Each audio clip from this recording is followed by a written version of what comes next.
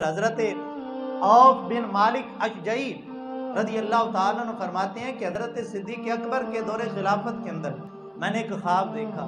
ایک نوجوان ہے کہ جس کا قد سارے دوسرے لوگوں سے 3 ہاتھ اوپر بلند ہے. فرماتے ہیں میں نے خواب کے اندر ہی پوچھا یہ کون ہے؟ کہا گیا یہ عمر ہیں. تو کہتے ہیں میں نے پوچھا جی ان کا قد اتنا لمبا کیوں ہے؟ وہ کہنے لگے آواز آئی کہ ان کا قد دوسرے لوگوں سے بلند اس وجہ سے ہے کہ وہ شریعت کے معاملے میں ملامت کرنے والے کی ملامت کا خوف نہیں رکھتے. اور پھر آواز آئی کہ یہ وہ ہے کہ جو خلیفہ ہوگا اور یہ وہ ہے کہ جس کو اللہ شہادت کا رتبہ عطا کرے گا. حضرت عوف فرماتے ہیں میں صبح اٹھا, حضرت ابوبکر صدیق کے دربار میں گیا. میں نے کہا اے خلیفہ رسول میں نے اس طرح رات کو خواب دیکھا.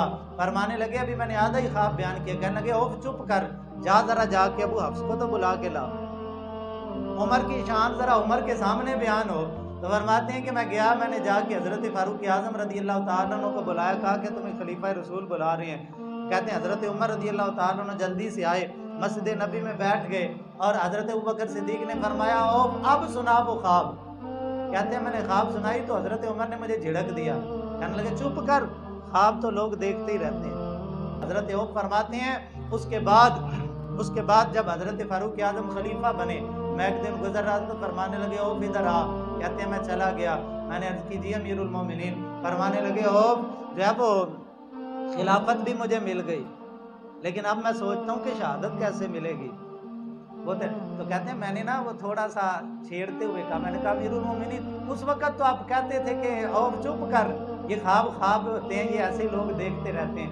کہنے لگے وہ تو میں ابوبکر صدیق کی حیا کی وجہ سے کہہ رہا تھا, ورنہ مجھے بھی پتا تھا کہ مومن کا خواب جھوٹا نہیں ہوتا. مومن کو خواب میں جو اللہ پاک دکھاتا ہے اس کی کچھ نہ کچھ تعبیر ہوتی ہے. اور تو رسول اللہ صلی اللہ علیہ وسلم کا جلیل القدر غلام ہے. اور پھر حضرت فاروق اعظم رضی اللہ تعالیٰ نے جب کہا نا بھئی مجھے شہادت کیسے ملے گی, تو حضرت عوف فرماتے ہیں میں نے عرض کی امیر المومنین یہ رب کی شان ہے, وہ جہاں چاہے جس کو چاہے جو منصب عطا کرنا چاہے وہ عطا کر دیتا ہے. اور حضرت عوف فرماتے ہیں میں نے عرض کی امیر المومنین جب کہ یہ خواب دیکھی ہے نا مجھے دکھ بھی ہوتا ہے اور خوشی بھی ہوتی ہے. تو حضرت امیر المومنین نے کہا بھی دکھ کس بات کا اور خوشی کس بات کی؟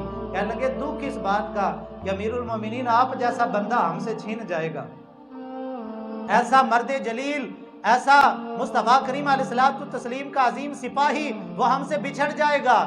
دکھ تو اس بات کا ہوتا ہے. کہنے لگے خوشی کس بات کی ہوتی ہے؟ تو حضرت عوف کہنے لگے امیر المومنین خوشی اس بات کی ہوتی ہے کہ عمر تیرے مقدروں پہ قربان جائیں.